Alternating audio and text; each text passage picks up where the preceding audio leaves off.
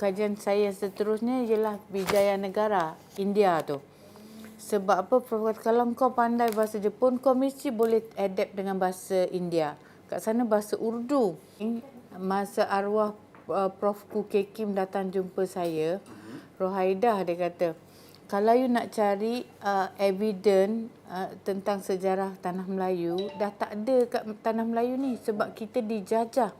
Sama ada buku kita dibakar, sejarah kita ditimbuskan. Jadi kita kena pergi luar negara, cari di muzium-muzium Portugal mana, baru kau dapat sejarah kau macam mana. Kalau kita baca dalam hikayat Hang Tuah ni, dalam hikayat Hang Tuah tu, Hang Tuah ditugaskan pergi ke India untuk berjumpa dengan Sultan India tu. Kemudian di Hang Tuah di sana, Hang Tuah dalam buku hikayat Hang Tuah tu, dia menjinakkan kuda Tezi, kuda Sultan, sebab kuda itu kuda liar. Sultan sayang kuda itu. Lepas tu, selepas viral video yang KL Express buat, adalah satu hamba Allah India ni kata pada saya, doktor pergi ke India ni ada filem Bharat Ekush. Bharat Ekush.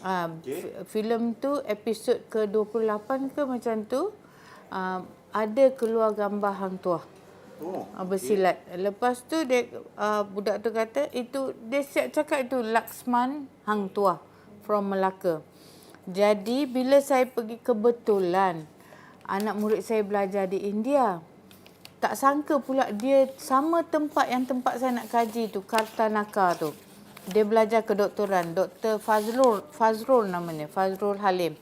Jadi Fazrul lah bawa kami ke Kartanaka ni, di runtuhan Hampi. Ni satu runtuhan tau.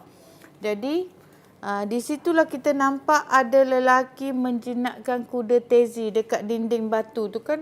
Kalau kita tengok kuil India kan berketuk kan. Lelaki tu bertanjak. Sekali pegawai Kementerian Tourism dia cakap, this is man from Malacca. You see the horse is from Arab, come to India, and this man from Malacca sit on the horse. Ni meriam kita di India tu. Di situ ada istana Sultan yang dah muram tau. Istana Sultan tu, Sultan India ni, dia dulu Muslim. Portugis dah nak takluk Goa ni untuk mengkristiankan orang Islam. Jadi orang Islam sana tak nak masuk Kristian, dia tangkap semua, dia atur semua 6,000 rakyat India tu depan Sultan, slaughtered. Sembelih orang rakyat depan Sultan. Apa perasaan Sultan masa tu kan? Takkan dia nak buang agama dia sebab rakyat dia. Jadi Sultan kemudian, rakyat seorang tak nak pindah agama, Sultan pun tak nak pindah agama, rakyat dia bunuh dulu depan Sultan, kemudian Sultan dibunuh. Kuatnya agama, pegangan agama Islam Sultan Goa tu dulu. Kalau kita kata kejatuhan Islam ni kan, mula kita tengok sebab apa? Kejatuhan India, lepas tu kejatuhan Uthmaniyah. Semua berlaku. Lepas tu dalam buku ini, buku Wijayanagara ni, satu advantage saya bukan nak menjual buku. Saya mensertakan buku Alfonso de Albuquerque di belakang ni. Macam mana Albuquerque tangkap menakluk Melaka. Kehebatan Melaka semua Alfonso ceritakan. Ada banyak senjata di Melaka. Dia dia menahan kota Melaka ini subuh. Kenapa subuh?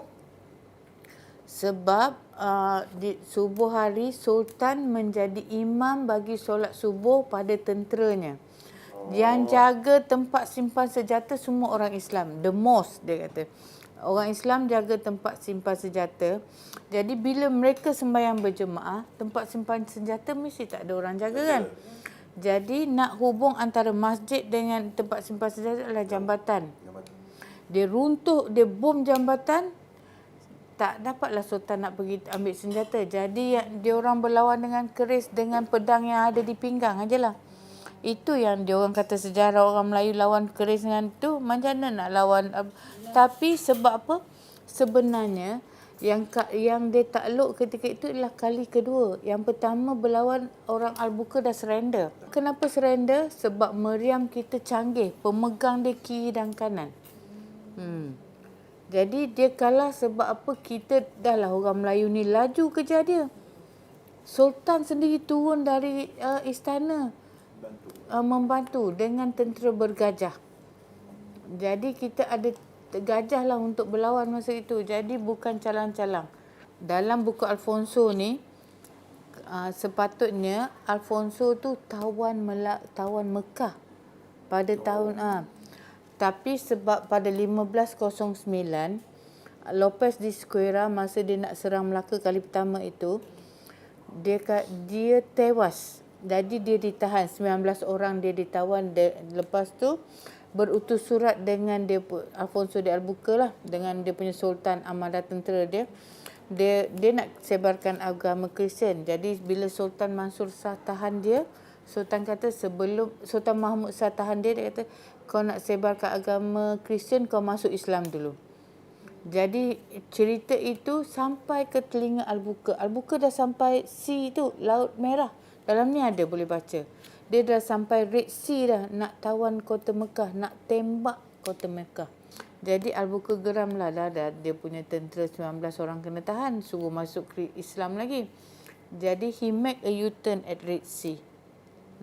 Dah sampai dah kat Laut Merah tu, tinggal nak bom kota Mekah je. Jadi sama ada Allah dah takdirkan Melaka jatuh sebab nak selamatkan kota suci orang Islam. Jadi buku ni saya dah siap, ada buku, catatan Al-Buqa tu, boleh baca dan ambil iktibar.